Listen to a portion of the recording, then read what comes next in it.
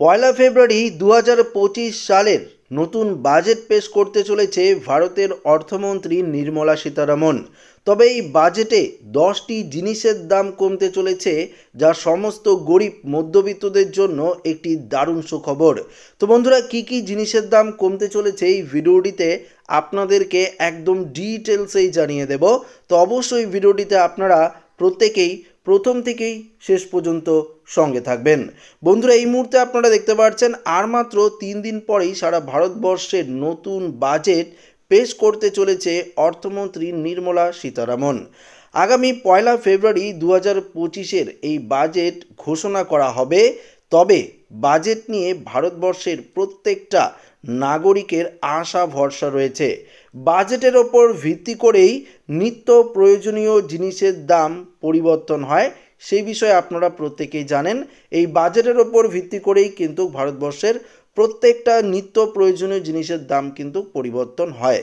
তবে এবছর বাজেটে নিত্য প্রয়োজনীয় কাঁচামাল থেকে শুরু করে আয়কর ছাড় থেকে শুরু করে ইলেকট্রনিক্স পণ্যের দাম কমানোর আশা করছে জনসাধারণ। তো বুঝতে পারছেন কি কি জিনিসের দাম কমতে চলেছে। এবার আপনাদেরকে ডিটেলসে জানিয়ে দেব যে প্রধানমন্ত্রী নরেন্দ্র মোদীর তরফ থেকে কি বলা হয়েছে। প্রধানমন্ত্রী নরেন্দ্র মোদী বারবার ডিজিটাল ইন্ডিয়ার প্রশংসা করেছেন এবং সময়ের সাথে সাথে সাধারণ মানুষকে আরও বেশি ডিজিটাল পণ্য ব্যবহার করার জন্য উৎসাহিত করেছেন। তো যদি ফোন, ল্যাপটপ, টিভি ইত্যাদির দাম কমে, তবে একদিকে বিক্রি বাড়বে, আরেকদিকে ডিজিটাল ইন্ডিয়ার প্রসারও ঘটবে।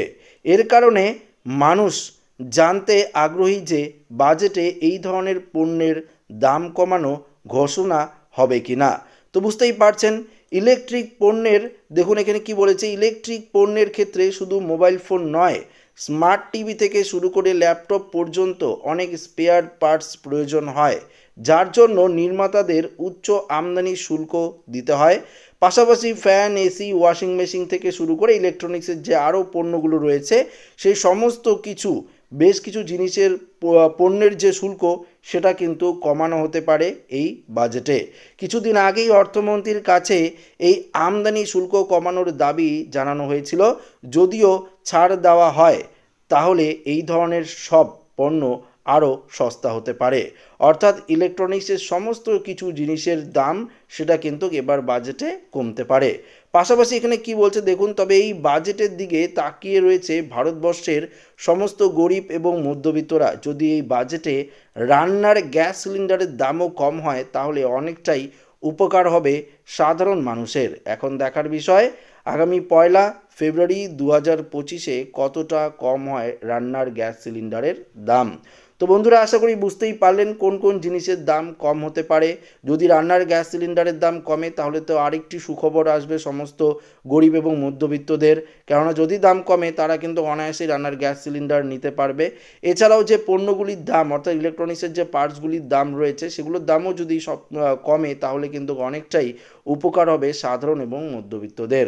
তো আরও কী কী জিনিসের দাম কমানো উচিত, যদি আপনাদের মতামত থাকে অবশ্যই কমেন্টে জানাবেন, এবং ভিডিওটি ভালো লাগলে লাইক করে নেবেন, বন্ধুদের সাথে শেয়ার করে নেবেন, নতুন হয়ে থাকলে চ্যানেলটিকে সাবস্ক্রাইব করে নেবেন। ধন্যবাদ।